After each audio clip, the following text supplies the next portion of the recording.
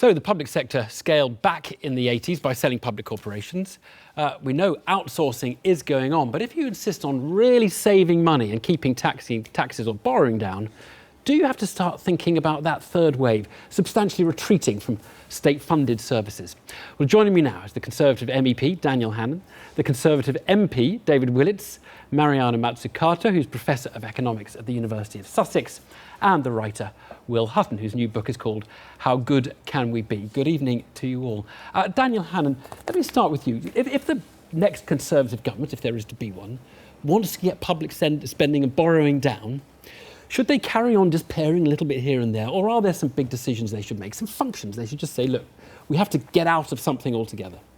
Well, you know, you just showed the 1980s there, and contrary to almost universal belief, public spending in absolute terms grew every year that Margaret Thatcher was Prime Minister. But the state, as a percentage of the economy, shrank because the private sector outgrew the public sector. And that should be the normal state of affairs. We have unlimited human enterprise. Left to themselves, entrepreneurs will always be smarter than state bureaucrats. And so the state will kind of be left like one of those jungle ruins, you know, some ruined temple in India where the great spray of green has just smashed through the flagstones and choked it, because there will always be more essence, more vitality, more growth. And so you don't really need to cut to bring down the proportion. But I think you're just dodging a debate, aren't you? Don't we have to have a debate about all the functions, all the things the state? Don't you want a debate about all the things the state does? Do you believe it should do health and pensions, there are lots and lots of things. Childcare, all those things? Let's go for the lowest hanging. Okay, let's go Yeah. for the lowest hanging ones. Massive subsidies from people on low and medium incomes through their energy bills to wealthy landowners who happen to have space to have alternative energy rackets. Likewise, massive subsidies to people who happen to be profiteering from the common agricultural policy through higher food bills for everyone else. 17 billion a year to belong to the world's only shrinking trade bloc, the European Union. Plus, I would say, if you, I mean, you know, I'm not speaking for any future government. You just asked me. I want your personal. I mean, the extent of in-work benefits and tax credits that Gordon Brown created, which didn't really exist up until then, we were getting by perfectly well without them. I think those are some of the areas which I would say are inessential spending. But you would keep all the core areas, health, education, defence, obviously. As I say, it's amazing how far you can cut. I mean, you had that whole clip of Duncan Weldon talking about the 1930s. When the crash came, there was a Labour Chancellor, Philip Snowden, and he commissioned the May report to look into where to cut. And he said, we're going to go back to the spending of 3 years ago, because if we could get by 3 years ago, then plainly it's not essential spending. And you know what? That was enough to bring the country back into surplus. Mariana, is he right?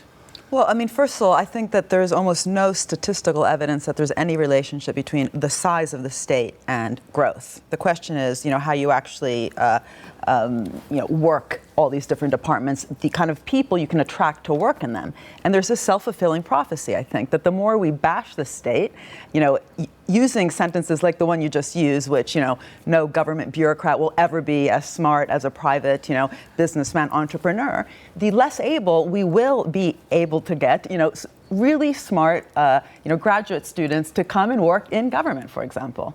And I mean, this is one of the really interesting areas, I think, that if you actually look at the U.S. government, which is often, you know, described to us as small, it's actually quite big, and it's mission-oriented, and it's been actually able to attract sort of leaders like, you know, a Nobel Prize-winning physicist running the Department of Energy, because there is sort of a mission to use, you know, spending. The strongest growth I can remember in all the time I was in Belgium as a member of the European Parliament was when there was no government. GDP took off because there were no laws. But actually, what I think is really interesting here, we're missing what I think is quite important, which is a basic philosophical or moral argument, which is the difference between you or me choosing to give money to a good cause and the taxman confiscating it from us through coercive taxation and spending it on our behalf. It seems to me that it must be preferable to give people the opportunity to behave with virtue than to try and compel it. Will Hutton. Well, just to that language of the coercive taxation, I mean, I would argue that taxation is the fee a citizen pays for the public goods that you require. What's wrong with coercive? What happens if you don't pay it? You go to prison. I think it's something all public goods are universally available, and you don't want anyone free riding on everyone else's efforts. So it is yeah, but you use it's a pejorative adjective, so you raise the temperature by doing that, it's much more accurate than saying we're asking people to contribute a little bit more. If they say no, they go to prison. But there's lots of, you don't have to be pejorative about it. I'm saying, and that actually, there's interdependencies between public and private that actually human beings associate. They have obligations to each other. They want to express them. And actually one of the ways you express them is through public activity. That's why there's public infrastructure, a bridge. But look, we're going back to absolute basic principles. Will, can I just ask you, I just want to root it in this next government's challenge. Here and now. I mean, do you think we can get down to, say, 35% of national income on the British measure of these things, 35%, without redefining the boundaries of what the state does? You have to redefine the boundaries. If you want to get can't to that salami slice. You already, and you just take an area like the criminal justice system, already it's taken, whether it's the Crown Prosecution Service, police, probation, legal aid, have taken swinging hits. They will take further swinging hits, as was said by the IFS, because they're unprotected. That means that, the notion of how, we in Britain, in this civilization, conceive justice will be transformed. Now, you may say, that's fine, because you don't want to have these dreadful coercive taxes that Dan's been talking about. I would say that actually those are things that I certainly would vote for, I certainly want, and I would be prepared to pay taxes for. And judging by the YouGov poll, most of my fellow citizens would too. David Willits, I want you to arbitrate a bit here. You're not on the same wing of the party as Daniel Hannan, but we've got a clear divide between whether you have to redefine the state if you want to go on down or whether you can just let the rest of the economy grow and the state hold back. Where are you on that? Well, I must confess that even before I was a politician, I was an official in the Treasury. And the way that you have to do things if you're sitting in the Treasury is a combination. First of all, you are permanently pressing all departments for efficiency savings. And if you look at our record in government, in autumn statements, in budgets, George Osborne would say, I want 1% off or 2% off, you've got to do things better. And that is absolutely right. Good housekeeping, a universal principle. And then secondly, you also you mould public spending in accordance with your priorities. And actually, I didn't completely agree with Will's example. I think there's a pretty deep social trend that there is more civility and less crime. The murder rate in London is now at its lowest for decades. It is reasonable to respond to that by saying that the kind of levels of policing that we assumed we needed can be reduced. I mean, in my own area... But response times are, response times are lengthening. 999 calls aren't being responded to as quickly as they were. The number of prison officers per prisoner is kind of falling away dramatically. Prisons are overcrowded. Suicide rates exploding. I mean, let's be. But you also know, and this is what all governments do, that as technology changes and social circumstances change, people's priorities change. And I mean, because Margaret Thatcher's that quote, she was right, wasn't she? We do now think that Pickfords and Gleneagles would be absurd things for the public sector to own. I wanted your view on that, Mariana. I mean, Margaret Thatcher said, what were we doing owning Pickfords? It does sound a bit faintly quaint now that the state might own Pickfords or Gleneagles Hotel.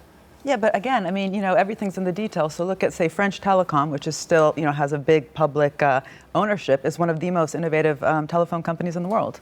The same, Italian Telecom Italia, when it became privatized, cut almost all its R&D. So it all, it depends. So I don't think there's any... It depends how you run a public company. No, and I think that's, again, actually an argument we heard in the clip that's correct. People used to say in the 80s, you don't need to privatise it, they can just run themselves better in a marketplace. The truth is that shifting the ownership did matter.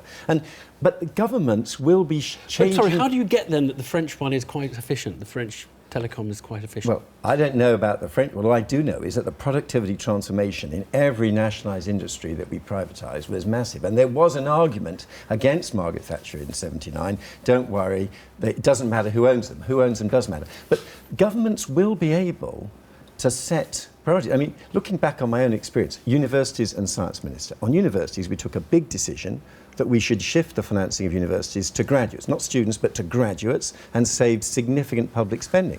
On the other half of my responsibilities on science, I'm unashamedly in favour of the government spending more on science, because I think it's something only government can do. So there, within my own responsibilities, if you look at the figures, you'll see big reductions in public spending on one side and support on the other side. And those are the kind of decisions that ministers have to make. But, you know, I mean, like this whole idea that, you know, for example, I mean, even this word that was being used before, you know, the public good. If you look at science, for example, if government really was just focusing on the classic public good problem, right? So basic research, high spillovers, private companies will not be spending on that because they can't appropriate the returns, then you wouldn't have actually gotten the kind of sort of innovation hubs of the world, including Silicon Valley, where actually government had an eye on the whole innovation chain, was funding also applied research, even early stage funding of companies, because the private venture capital industry won't. I agree with you about But that. there's a vision about that. So I mean, where's the vision? Whether it's health, education, or Daniel innovation. described that as weeds. I mean, Daniel described that. Or, you know, I mean, I don't think that, you know, you've just described how, you know, in Silicon Valley, actually public endeavour has been quite crucial to the emergence of that high-tech kind of marvel. It's not weeds that have actually kind of inhibited it. There's been a kind of interdependence between public and private. And actually, you know, whether it's, you know, whether it was the Gutenberg printing press, you know, there's always been a public body kind of underwriting, triggering, catalysing private endeavour. Today in Birmingham, George Osborne has announced more expenditure on exactly that type of thing. Daniel, I really want to come back to the basic point that Will was arguing, which is that implying that, you know, if you believe in human cooperation, you believe in more state.